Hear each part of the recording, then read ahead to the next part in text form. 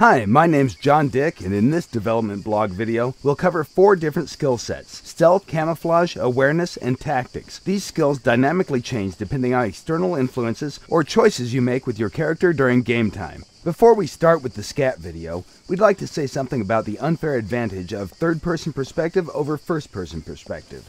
In the current video, we've recreated the worst-case scenario that players can experience in all third-person shooting games today.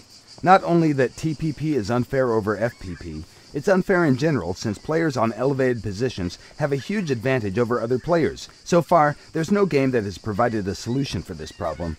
Some games do offer split servers depending on the view, but in our opinion, that's kinda lame.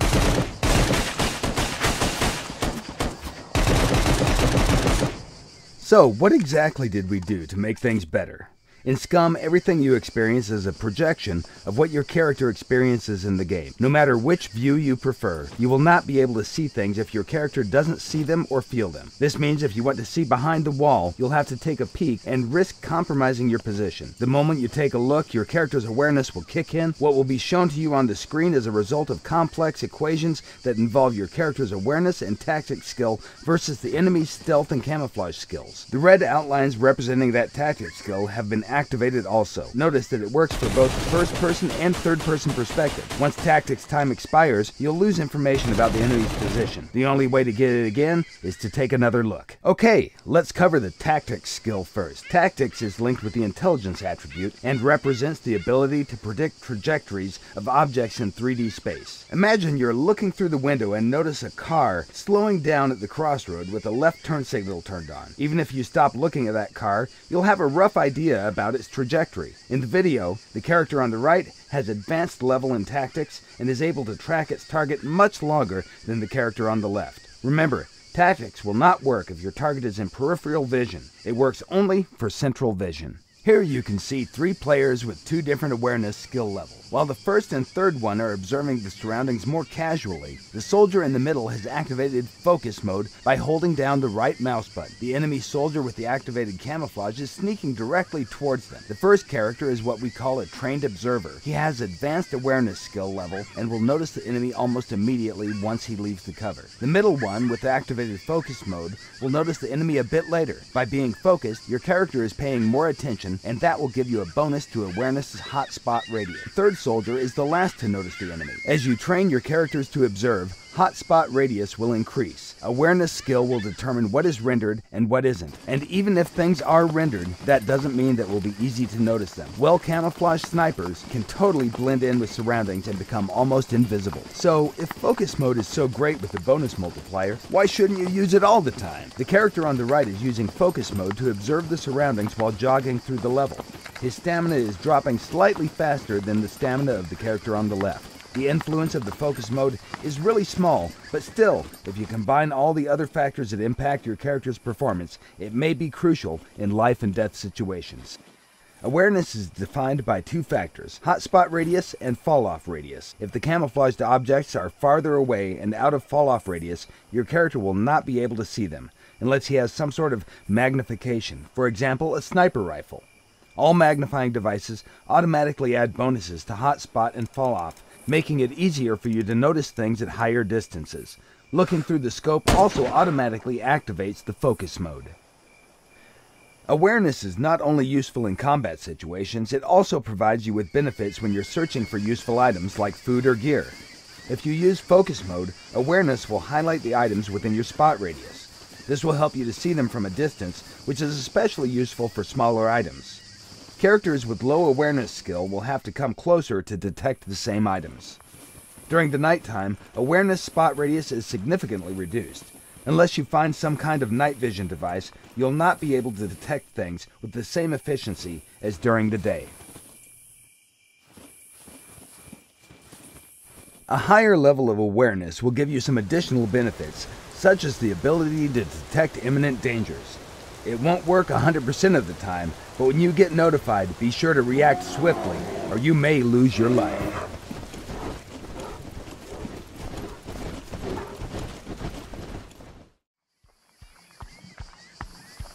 Okay, let's cover the stealth skill now. The stealth skill is linked with the dexterity attribute, but it also depends on other factors. To determine the final level of noise that your character makes, we first analyze the type and amount of gear your character carries. Then we take into consideration the movement and ground material type. This is the starting point of the noise level calculations.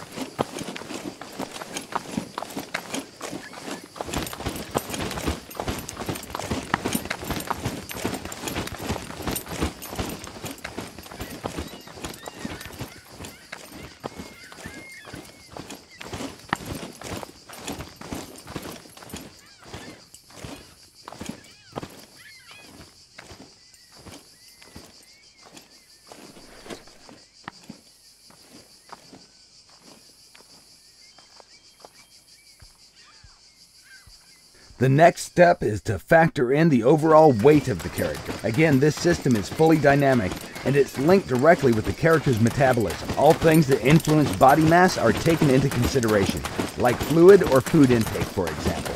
The larger the body, the more noise it will make.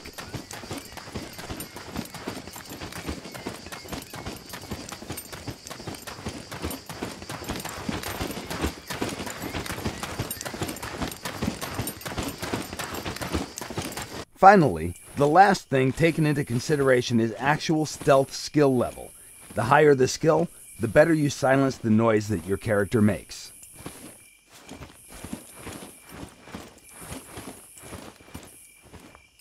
Modern gaming engines have many limitations. Don't you simply hate when you think that you're safely hidden far away in dense foliage just to realize that you stick out like a dog's balls? In SCUM, our methods allow players to be equally competitive regardless of the graphical settings they use to play the game. The guy at camp is preparing some delicious beans. Let's call him Donald. 3 soldiers are approaching him over the hill. The left one, called Huey, is crawling through dense vegetation. The middle one, Dewey, is crouching his way towards the larger bush, and the right one is simply walking straight in the open like John Wayne in Sands of Iwo Jima. Let's address him as Louie. Notice that from the Donald's perspective, he only sees Louie. Dewey is well hidden in the bush, while Huey can't be seen because he's well camouflaged. On far distances, the game engine doesn't render foliage, yet still Huey is invisible until he decides to blow his cover simply by changing his stance. At that moment, his camouflage has been terminated and he becomes visible. The camouflage skill can only be activated in dense foliage when your character is prone and out of plain sight. Everything you just saw is still in development, but in short, these were the basics of SCAT skills. Thank you for watching, and be sure to follow us on Facebook, Twitter, and our development blog at www.scumgame.com. By the way, did you notice all 7 people in this scene? No? Congratulations! You just got wasted. Get good, scrub. Don't forget to check out our other SCUM videos for more features and general badassery. We'll see you next time. Hi, my name's John Dick, here to explain how rifle and sniping skills work in SCUM. SCUM is an open-world survival game with a realistic approach to gameplay. In SCUM, you'll be able to create unique characters with different attributes and skill sets. The rifle's skill is inherited from the strength attribute, which generally defines everything related to muscle power. Sniping is linked to intelligence. Although both these skills require weapons, the former covers weapon handling, short-distance shooting, movement with weapons, and weapon maintenance, while the latter covers expertise in long-range shooting. The first thing we'll cover are the various stances and their relation to crosshair size. As with other combat games, crosshair size defines the scatter radius. This works in SCUM just as it works in other games. What's different in SCUM, however, are the additional factors that influence the size of the scatter radius. The most important factor is skill level. The rifle's skill is inherited from the strength attribute, which generally defines everything related to muscle power. If you want to be a good rifleman, you simply invest points in strength. Higher strength means better recoil control. The caliber of the bullet also influences weapon recoil. Stamina is another factor. If the characters are exhausted, ill, wounded, or drugged, their ability to handle weapons will be reduced. The amount of stamina, overall body condition, and metabolism processes depend largely on the constitution attribute.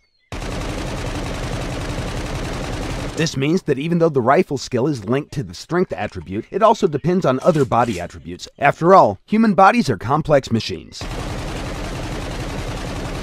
scatter radius is significantly reduced when the player aims down the sight. Previous factors still apply, but since the player holds the weapon firmly and aims down the sight, the recoil is reduced and shot groupings are tighter.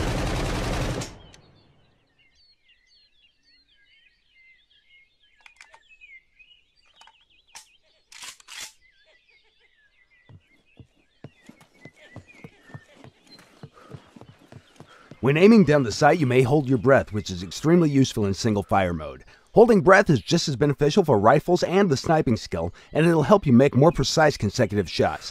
While inexperienced characters can place only 1 or 2 bullets in the target, skilled riflemen can hold their breath longer and place up to 10 shots before they lose their breath. The breath holding function is divided into 3 parts: taking a breath, holding it, and releasing it. These all depend on the skill level and will define the final aiming noise. Other factors from the scatter radius are also taken into consideration when the aiming noise is being calculated. Finally, every time you fire a weapon, it recoils then returns back to center. This is a skill link parameter as well. The better the skill, the closer to the center the weapon will return. In most games, a simple recoil procedure is used, forcing the player to return the weapon to the center manually. If you fire 3 or 4 consecutive shots, you'll be holding the weapon straight up in the air. And that's kinda lame, don't you think?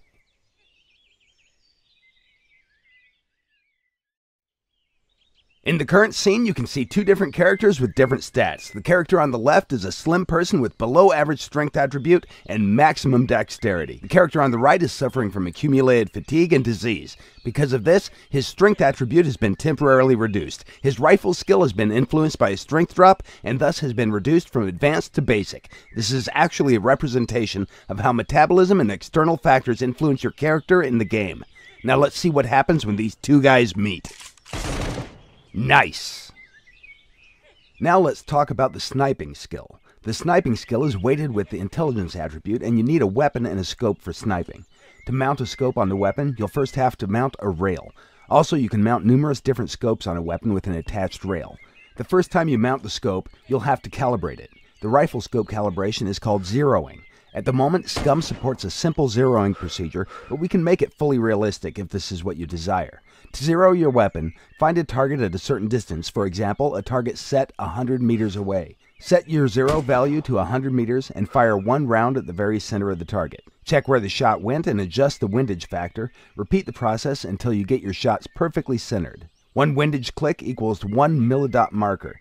In case you drop your weapon or it gets damaged, you'll probably have to repeat its zeroing. For the bullet trajectory, we use G1 ballistic formulas. In SCUM, the bullet's trajectory is influenced by caliber, ballistic coefficient, wind, temperature, humidity, air pressure, altitude, and, of course, gravity. Most of these values are on the left. Once you find your target, first you need to estimate all the mentioned parameters. By quickly pressing the control key, your character will start to calculate everything. This calculation will take a long time for an inexperienced character and will not provide you with precise results. We refer to this action as ranging a target. Once you determine the range, you can adjust zero value or aim at a specific chevron marker. The current scope is factory adjusted for SVD, but it can be used for all other weapons as well. However, chevrons will only work for SVD since they have been calibrated for SVD's standard ammunition. The SVD scope has a built-in rangefinder that enables you to quickly estimate a target's distance too. When you develop more skill, you'll be able to range targets faster and with more precision, which is crucial if you need to kill your target quickly. A skillful sniper will be able to engage more targets at different distances than an inexperienced one. Furthermore, the skill also defines how far the sniper can range targets. As you gather experience points, your character's sniping skill grows, and in time, your target ranging distances will improve. It's understandable that there's no such thing as an innate ability to determine the exact ranging values. The currently shown values are for testing purposes only. We can replace them with descriptions like low, medium, or high humidity, for example, or leave them as they are depending on what the community wants. In the future, temperature, humidity, and pressure will be linked to a survival skill and shown accordingly depending on the skill level. In the current example, the sniper engages multiple moving targets. The first 2 targets move at a walking pace, the second 2 move at a jogging speed, and the last one, set 1,000 meters away, moves at an average running speed. Please do notice that the sniper isn't even trying to hold his breath for the first few shots. As it's difficult to range moving targets set more than 600 meters away, It's smart to aim at the bottom of the target or to use a static object near the target to get the reading. A skillful sniper will be able to use mil dots to hit targets moving at different distances. For the really distant targets, the player can use the windage knob adjustment to set up the aiming at a specific mil dot. Take your time, breathe, you got this.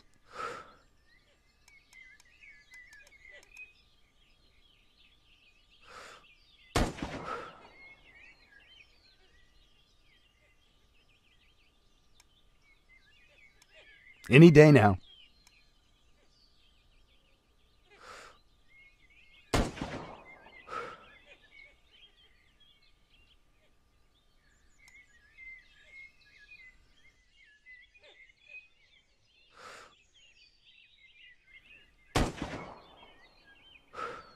Nice shot.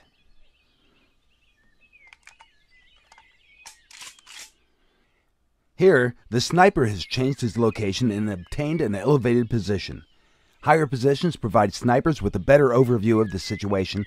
However, shooting from higher altitudes at the targets located below has an impact on the bullet's trajectories, especially when the air pressure changes depending on the altitude.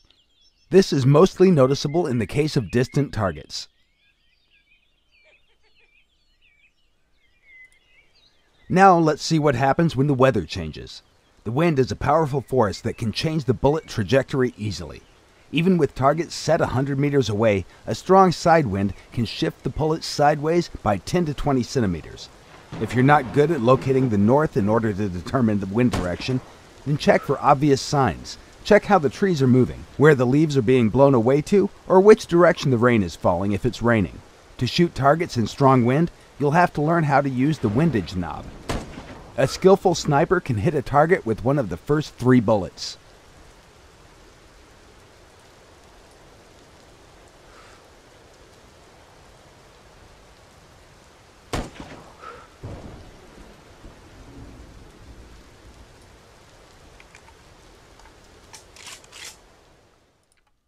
In this short clip, you can see different weapons using the same type of scope.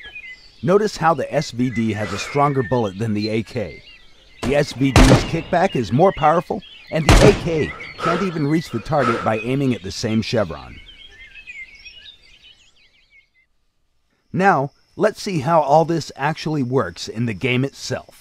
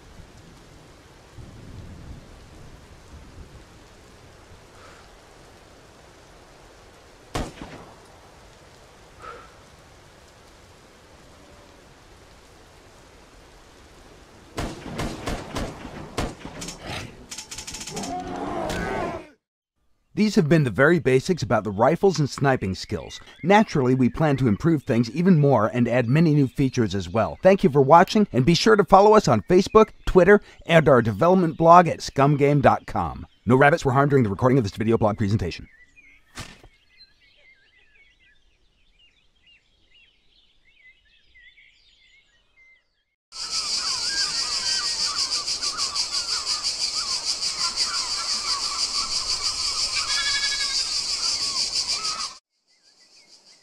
Hi, my name's John Dick, and I'm here to explain to you how unarmed combat works in SCUM.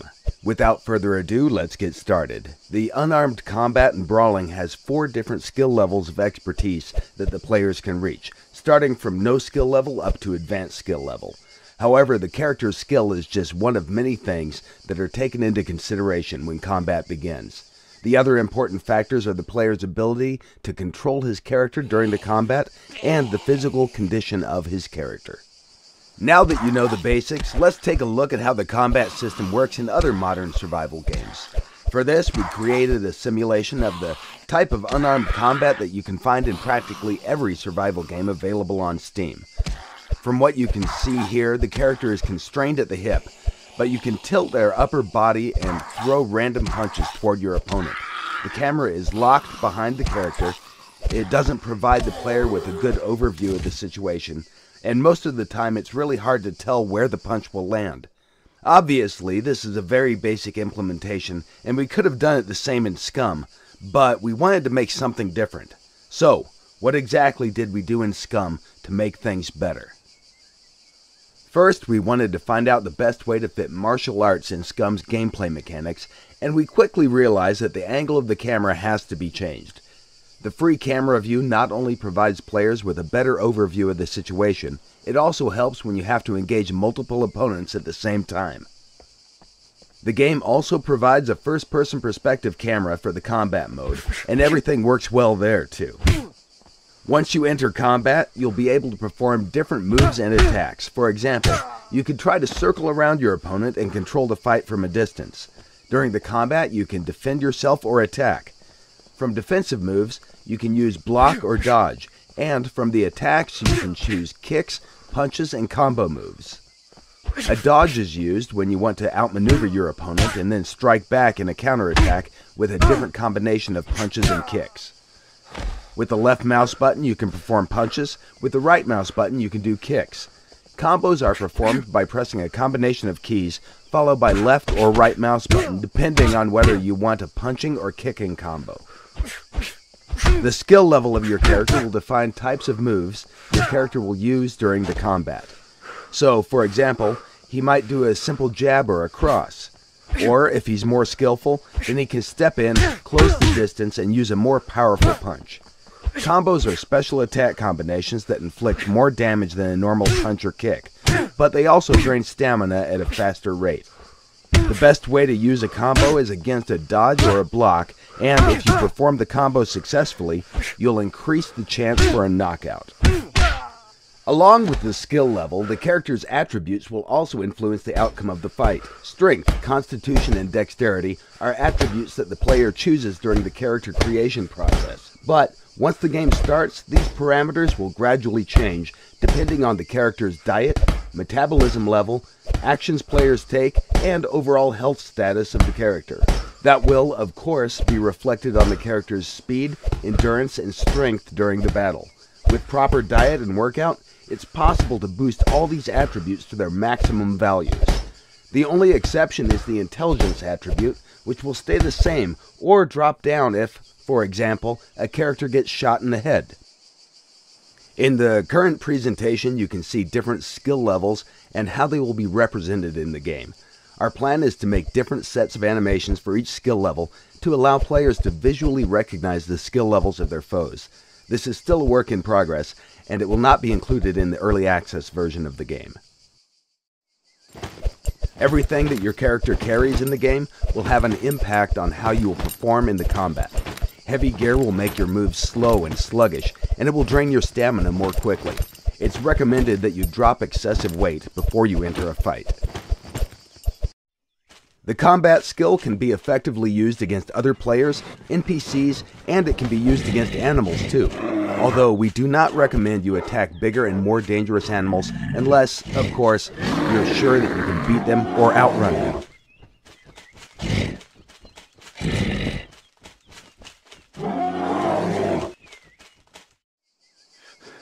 In short, these were the basics about SCUM unarmed combat skill, and everything you saw is still a work in progress. We aim for further optimization of the combat process to make it more fluid and enjoyable. Future plans are to replace mocaps with more realistic animations, to make hit reactions for blocks, and, because our system is modular, Once everything is set up, we plan to include other martial arts as additional combat skills that players will be able to choose. We hope you have enjoyed this presentation, and if you want to find out more about SCUM, be sure to follow us on Facebook, Twitter, or our dev blog on scumgame.com.